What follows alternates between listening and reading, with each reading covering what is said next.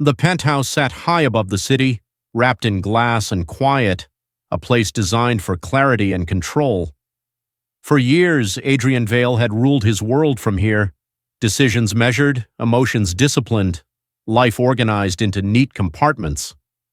As the founder and CEO of a global tech empire, he was known for precision. Nothing surprised him anymore, until this morning. Adrian woke before dawn, as he always did, mind already running through numbers and meetings. He reached for his phone on the nightstand, then froze. There was another presence in the room, subtle, unmistakable. The slow rhythm of breathing, the faint warmth of a body nearby. He turned his head.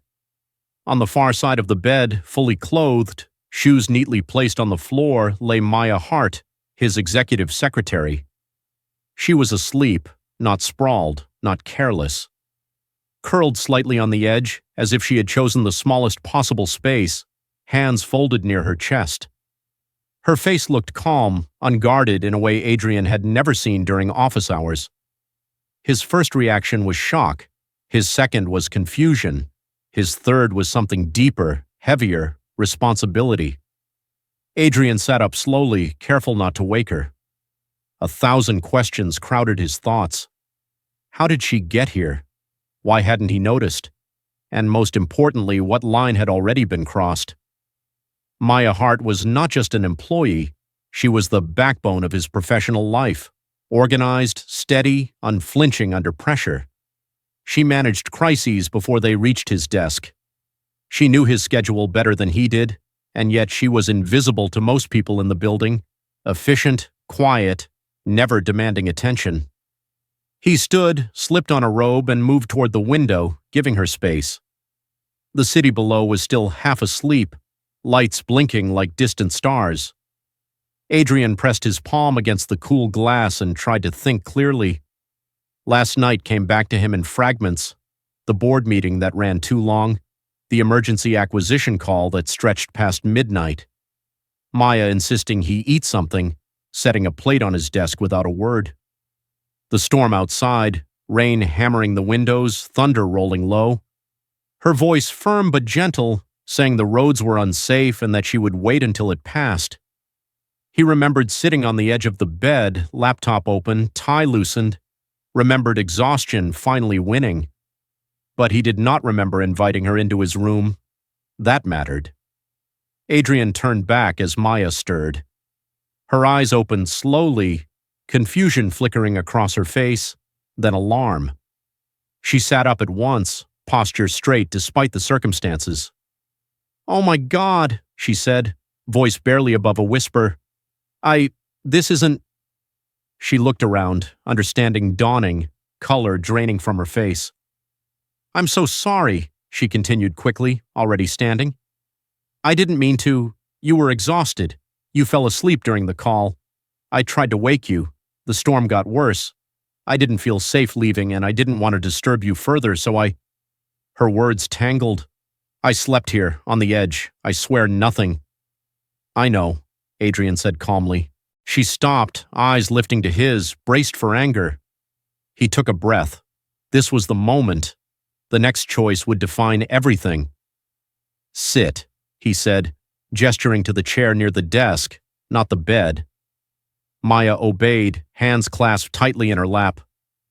"This situation," Adrian began, choosing each word with care, "is not acceptable, not because of you, because of me." Her brow furrowed. "I should never have put you in a position where your safety depended on my schedule," he continued. "I should have sent a car. I should have ended the meeting earlier. I failed to maintain a boundary that protects both of us." Maya swallowed. "I didn't want to be a problem." "You are not a problem," he said firmly. "You are a professional who acted with integrity under pressure." Silence filled the room, thick but not hostile. "What happens now?" she asked. Adrian's jaw tightened. This was where the line would be crossed, not physically but ethically, emotionally, professionally.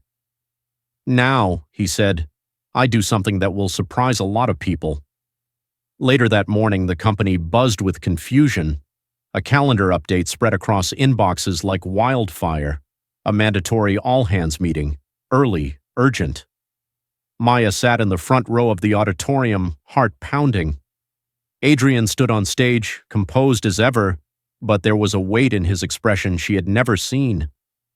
"I built this company on innovation," he began, "but innovation without humanity is failure. Over the past year, I've realized that our culture rewards endurance at the cost of well-being. That ends today." Murmurs rippled through the room. "Effective immediately," Adrian continued, "I am stepping back from day-to-day operations for a period of reflection and restructuring. A new leadership council will assume interim control." Gasps, shock, disbelief. Maya's breath caught. "This decision," Adrian said, voice steady, "comes from recognizing that power demands accountability, not just in outcomes but in environments. No success justifies blurred boundaries or silent pressure." He paused, letting the words settle. "I will return when this company reflects the values I believe in." Applause rose slowly, uncertain at first, then stronger. Maya sat frozen.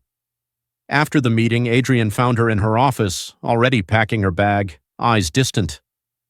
"You didn't have to do that," she said softly. "Yes," he replied. "I did." They stood there, the air between them charged with unspoken truth. "You crossed every line," she said, not accusing, just stating. "I know," Adrian answered, "but not in the way people expect." He met her gaze, not as a CEO, not as a man used to control, but as someone choosing humility. "I crossed the line of silence," he continued, "the line that says leaders never admit fault, the line that protects comfort over conscience." Maya's eyes shimmered, but her voice was steady. "What happens to me?" "That's your choice," he said. "You owe me nothing. If you stay, it will be on your terms. If you leave, I will support you fully." For the first time since she'd known him, Adrian Vale waited for an answer he could not influence. Weeks passed, the company changed, policies shifted, hours became humane, support systems appeared where there had been none. Adrian remained out of the spotlight, true to his word. Maya took time, too. Time to think, time to breathe. One evening, as the city lights flickered on, she stood in the same penthouse, not the bedroom but the living room, invited this time, openly, respectfully. "I'm staying," she said, "but not as your secretary." Adrian nodded. "Then as what?"